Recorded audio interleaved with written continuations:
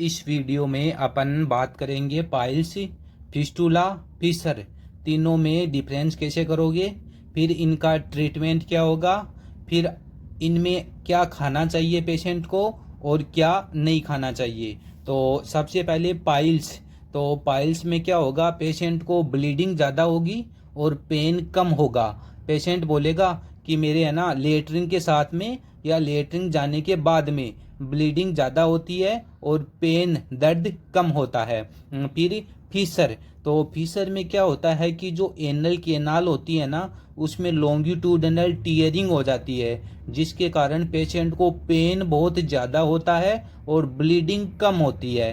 Piles के just opposite होता है। इसके बाद में फिस्टूला।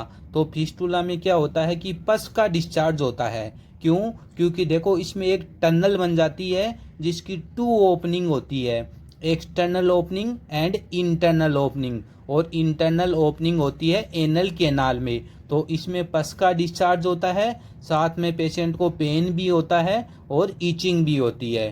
तो ये तीनों में डिफरेंस हो गया कि पाइल्स में ब्लीडिंग ज़्यादा और पेन कम, फिशर में पेन ज़्यादा ब्लीडिंग कम, और फिस्टूला में ट्रैक बन जाएगा एक, इसीलिए इसमें पस का डिस्चार्ज होगा। तो ये तीनों में डिफरेंस हो गया। अब बात करते हैं इसके ट्रीटमेंट की। तो देखो तीनों में है ना लगभग सेम सा ट्रीटमेंट चलता है। सबसे पहले अपन पेशेंट को मेडिसिन देते हैं, अगर उससे रिलीफ नहीं होता तो फिर सर्जरी के लिए उसको एडवाइस करते हैं अपन। तो ट्रीटमेंट में देखो सबसे पहले पेन किलर देनी होती है। तो कोई भी पेन किलर आप दे सकते हो, डाइक्लोपीसीएम, आइबुप्रोफेन पीसीएम या एसिक्लो प्लस पैरासीटामोल प्लस सीरेटिपेप्टाइड बीडी देनी है आपको 5 दिन के लिए। ये ट्रीटमेंट कम से कम 5 दिन के लिए पेशेंट को देना है आपको। फिर एंटीबायोटिक देनी है इन्फेक्शन रोकने के लिए। तो ओफ्लोक्सासिन प्लस ओनिडाजोल दे सकते हो, या फिर टेबलेट ओफ्लोक्सासिन प्लस मेट्रोनिडाजोल दे सकते हो।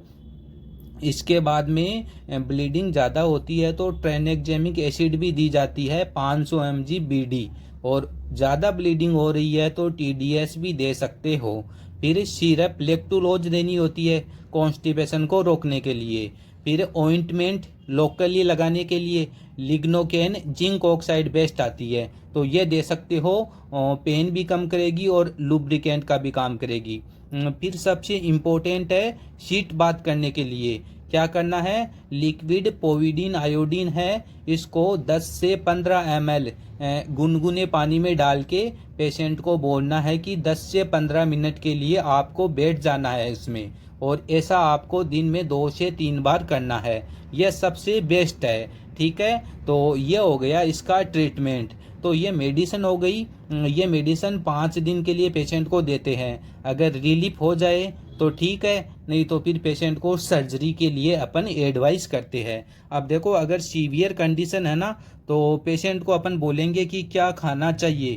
तो क्या खाना चाहिए, देखो एक तो पेशेंट दूध पी सकता है, घी की रोटी खा सकता है, दलिया खा सकता है, हरी पत्तेदार सब्जियां खानी है पेशेंट को, फाइबर डाइट ज़्यादा से ज़्यादा लेनी है, कॉन्स्टिपेशन नहीं रहना चाहिए। फिर सलाद खाना है, पपीता, अनार और सूजी का हलवा खा सकता है, नारियल पानी पी सकता है। और देखो पानी ज़्यादा से ज़्यादा पीना है ना, सब्जियां खानी है, सलाद खानी है और पानी ज़्यादा पीना है। तो ये पेशेंट को खाने के लिए बोलना है। अब क्या नहीं खाना, तो देखो दही दही ये नहीं खाना, अचार, मैदा, तली भुनी चीज़ें ये नहीं खाना, केला नहीं खाना, सेव नहीं खाना, अभी नमकीन वाली चीज़ें नहीं खानी, नॉन वेज नहीं खाना, अंडा नहीं खाना, ऐसी चीज़ें नहीं खानी जिससे कॉन्स्टिपेशन होता है।